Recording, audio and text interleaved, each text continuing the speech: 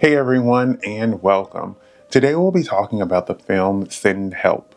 Fun fact, Sam Raimi adds a '83 yellow Oldsmobile in his films because it was his childhood car, so eagle-eyed fans will spot it throughout his films, including this one. This film came out in 2026 and stars Rachel McAdams, Dylan O'Brien, and Edyll Ismail, and was directed by Sam Raimi. So, without further ado, let's get right into it.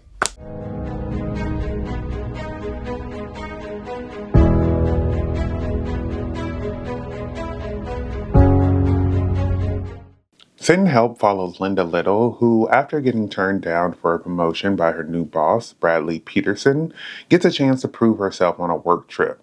When their plane crashes, the tables turn, and Bradley now needs Linda's help to survive.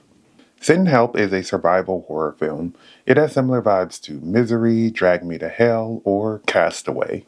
Send Help caught my attention because a favorite horror film of mine is Drag Me to Hell, which is the last horror film Sam Raimi directed, so I wanted to see what he cooked up now. The film's leads also had me interested, and its plot twist of having this boss forced to rely on the person whom he screwed over and hope that she doesn't do the same was interesting.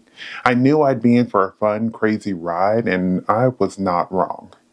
This film is a representation of people who work very, very hard only to be overlooked by someone who either has a relationship with the boss or some higher up or kisses ass. Linda proved that she was the ideal person for the role, but they passed her up for the boss's buddy.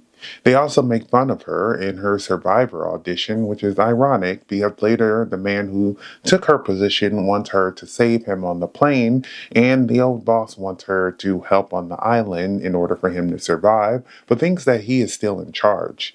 It's a reminder to be kind because you never know if you'll need their help in the future. I love how they portray this toxic workplace, which starts with the boss and just trickles down because it's something that happens all the time, even though people say hard work pays off. A lot of times it's clear that who you know and kissing ass seems to be more prized than that hard work. I love how they drop lines that tell us how long they've been on this island. That was something that really helped understand how Bradley healed and added to them, being at each other's necks. It was great so we know that they had time to examine each other and figure out if they wanted to trust each other or kill each other. Rachel McAdams was great as Linda Little, who is a weird person but is dedicated to her work and does it well. It's interesting to see her transition from a woman who is just trying to do her best at work and seems shy to one who thrives in the wilderness where they must come out of their shell to survive. I loved how, when she was on the beach, she told Bradley that they weren't in an office and reminded him he would be dead without her. I love how easy the whole situation was for her and how they hinted earlier in the film that she would be okay since she had all these survival books. I wish the trailer had hidden her ability to survive, as it seemed like they were hinting at that in the beginning of the film. And, because of the trailer, I knew that she was going to be fine once they got out into the wilderness.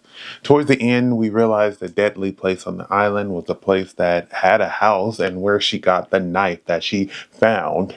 Bradley tries to poison her, and even though it doesn't work, she still saves him from dying, which is a really nice gesture, even though she throws up in his face.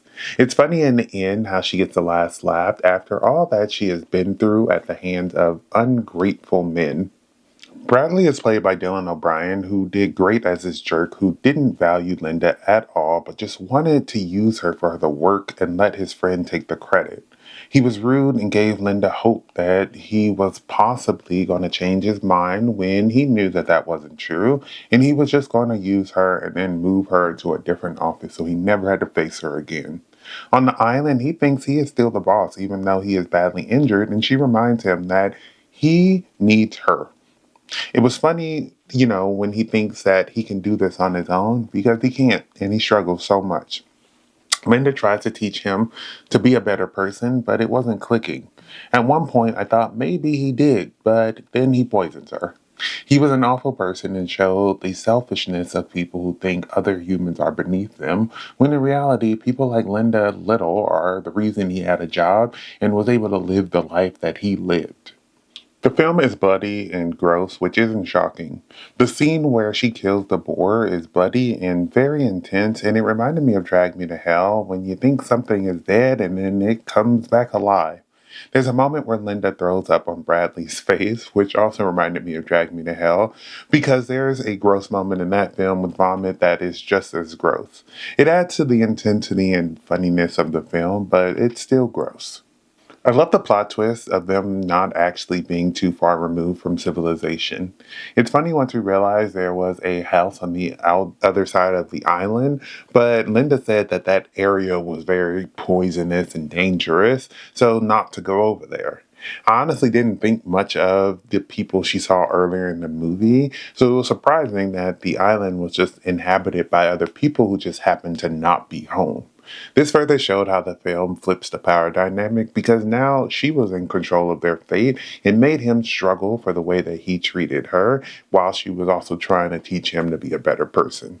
There was one jump scare where something pops up behind Linda, and while there were some intense moments, that one really caught me off guard. Some of the scares were this like kinetic type of horror which Sam uses, which has a lot of shaky camera moves and like we see in the plane crash, but also some close-up camera shots usually on like someone's face freaking out. But the scenes are usually very fast-paced and the scares are really fast instead of being drawn out suspenseful ones. I love the horror in this film and how it was presented in a couple of ways that really like keeps you on your toes. I mentioned the car that Sam Raimi includes in a lot of his films, but there's also usually a cameo by Bruce Campbell as well. When Bradley looks at a picture of his dad, we see that that father is Bruce Campbell. I love that they've had this long friendship and how it is important as seen with Sam including Bruce in so many of his films. I think my favorite part of the film was the switching of power dynamics. I think it is important to show that you may be the boss, but that is not forever, and sometimes you may need someone else's help. It's interesting to see how Linda didn't do anything mean, but the men in this office were bullies, and it backfired because they are all dead and she's alive and thriving by the end. Send Help is a great horror movie with standout performances from Rachel McAdams and Dylan O'Brien.